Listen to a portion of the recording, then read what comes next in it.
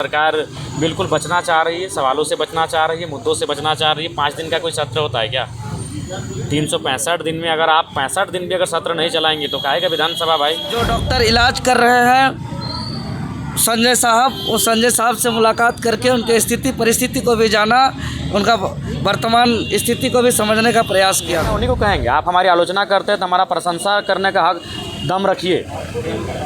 अगर हम सरकार की आलोचना करते हैं तो सरकार को ऐसा काम करे जिसका तो पीठ थपथपाए तो आप रखिए, तब हम आपको नेता मानेंगे। प्लानिंग है तो उनके पास इच्छा शक्ति नहीं है, इसलिए वो खर्च नहीं कर पा रहे। इच्छा शक्ति होनी चाहिए, सेवा भाव होना चाहिए। सेवा भाव नहीं है। राजगद्दी विरासत में मिल जाती है, सेवा भाव विरासत में नहीं मिलता। उसके लिए जनता के बीच रहना पड़ता है। वो सक्षम नहीं है, सब रांची चले जाते हैं। भी किया आपसे? नहीं, बातचीत नहीं हो पाई, वो सो रहे थे। आपके क्षेत्र में खिलाड़ियों के लिए क्या कुछ योजनाएं हैं? तो सबसे पहला बात जानिए कि खिलाड़ियों तो हमारे क्षेत्र में थोड़ा सा अभाव है। उसके लिए सरकार को तो अपनी ओर से पहल करनी होगी। दूसरा, विधायक होने के नाते हम तो करेंगे ही। और चूँकि धनबाद बोकारो की जो सीमा है वहाँ हम लोग हमारे यहाँ खिलाड़ी जनरली देख रहे हैं फुटबॉल में निकलते हैं, हॉकी में निकलते हैं। तो उसके लिए फ़िलहाल जो है वो दक्षिणी छोटानागपुर है। उत्तरी छोटानागपुर वहाँ क्रिकेट खेलते हैं और क्रिकेट में कोई स्कोप नहीं दिखता है राष्ट्रीय अंतर्राष्ट्रीय स्तर पर। वहाँ हम लोग गाँव देहात में खेलते हैं, हार्डली डिस्ट्रिक्ट पे आते हैं। तो सरकार उन चीज़ों को प्रमोट करे, खेल का मैदान, तीरंदाजी बहुत सारे खिलाड़ी हैं। बहुत सारे खिलाड़ी हैं जो अन्य चीज़ों में जिन खेलों को हम जानते नहीं है ठीक से, लेकिन वहाँ प्रोत्साहन की आवश्यकता है। उन्हें प्रोत्साहित मिलेगा तो निस्संदेह अच्छा करेंगे और हम भी सपोर्ट करेंगे। अब आप हाल ही में अपने सैलरी का 75% बच्चों में बांट दिए, ये सारे विधानसभा में होगा तो इसमें क्या विचार? तो वहाँ के विधायक या फिर वहाँ की जनता सब विधायक चुने। राज्य के खिलाड़ी अक्सर आर्थिक तंगी से गुजरते हैं, उस पर क्या कहेंगे? लेकिन उसके लिए भाई सरकार को पहल करनी होगी। आर्थिक तंगी सबसे बड़ा कारण है। उनकी प्रतिभा को माने दब जाने का प्रमुख कारण आर्थिक अभाव है। जयराम, कुछ ही महीनों में अब विधानसभा का मानसून सत्र शुरू होने मैं आपको एक नाम का मानसून सत्र है। सरकार बिल्कुल बचना चाह रही है, सवालों से बचना चाह रही है, मुद्दों से बचना चाह रही है। 5 दिन का कोई सत्र होता है क्या? 365 दिन में अगर आप 65 दिन भी अगर सत्र नहीं चलाएंगे तो काहे का विधानसभा भाई।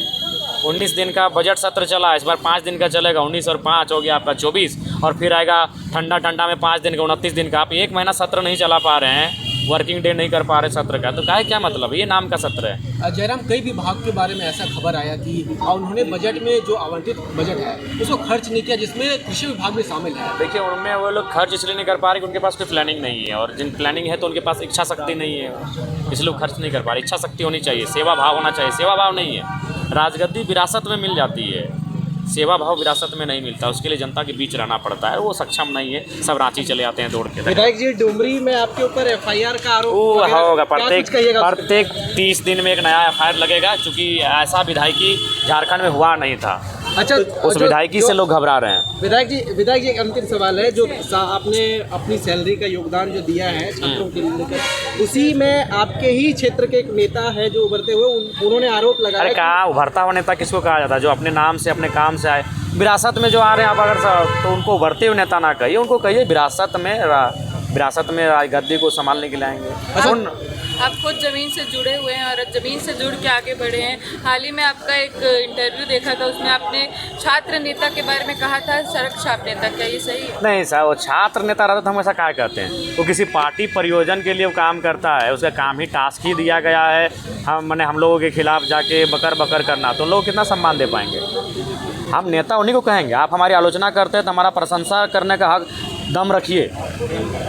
अगर हम सरकार की आलोचना करते हैं तो सरकार को ऐसा काम करे जिसका तो पीठ थपथपाए तो आप रखिए, तब हम आपको नेता मानेंगे।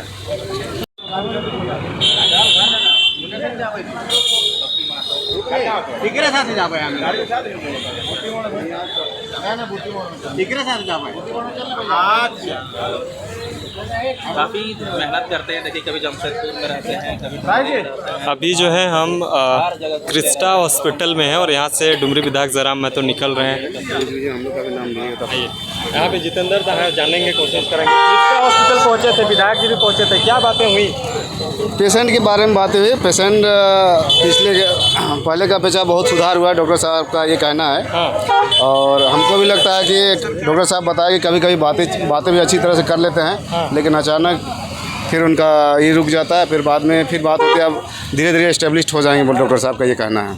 लेकिन डुमरी विधायक जयराम महतो इतना लोगों के सेवा भाव से काम करता है, लेकिन फिर भी जो है आरोपें लगते जाती है। अरे आरोप का तो दुनिया का दौर है, सब एक दूसरे को यहाँ लांछन लगाने का काम कर ही रहा है। विपक्ष को पेट में दर्द शुरू हो गया है।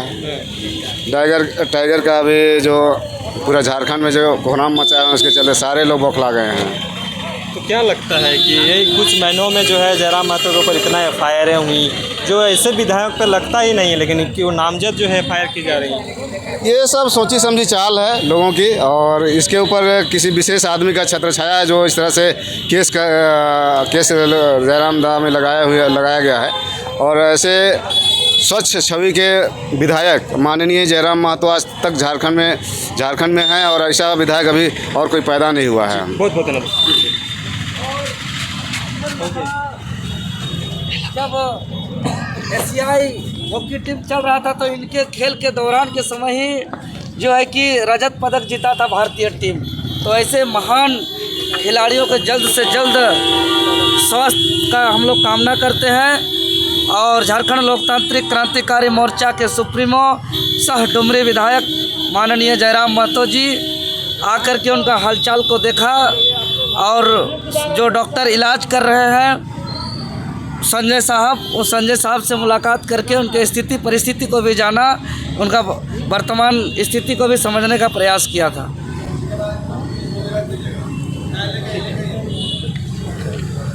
इस तरह से नेशनल इंटरनेशनल खिलाड़ियों का होता है अमूमन स्थिति, लेकिन लोग जो है और ऐसे जनप्रतिनिधि भी होते हैं जो इन सब खेलों को उतना अहमियत नहीं देते हैं, क्या कहिएगा? देखिए, खेल को अहमियत तो देना ही होगा, क्योंकि आज हर स्कूल का कैंपस हो, कॉलेज का कैंपस हो, यूनिवर्सिटी का कैंपस हो, हर जगह खेल का एक बहुत विशेष महत्व है। और खेल को अगर महत्व नहीं देंगे तो हम मानसिक, शारीरिक, सामाजिक, आर्थिक हर तरीके से हम लोग का नुकसान तय है। अच्छा, तो क्या लगता है कि स्थिति कितना दिन में स्थिर हो जाएगी? डॉक्टर साहब के मुताबिक जो ICU में एडमिट थे वहाँ से अभी वार्ड में शिफ्ट हो चुके हैं और बातचीत भी कर रहे हैं, और उनका काफ़ी हद तक सुधार हो चुका है। और आज के आम आवाम लगातार दुआ कर रहे हैं, जल्द से जल्द स्वस्थ होने का कामना कर रहे हैं। आप लोगों से कुछ बातचीत हुई क्या परिजनों से? चाहे जी हाँ, परिजनों से बात हुई, उनके धर्मपत्नी जी से बातें हुई, डॉक्टर साहब से बात हुई। डॉक्टर साहब उनके अभी का वर्तमान स्थिति परिस्थिति से अवगत कराया। उन्होंने बताया कि पहले ICU में उनका काफ़ी स्थिति ख़राब था, एडमिट थे, अभी ICU से बाहर वार्ड में उनको शिफ्ट कराया गया है, तो पहले से काफ़ी बेहतर है और जल्दी से जल्दी सुधार हो, इसका भी हम लोग कामना करते हैं। बहुत काम नहीं है। अरे मत देख लो, मत रे तुम लोग मरा है क्या रे?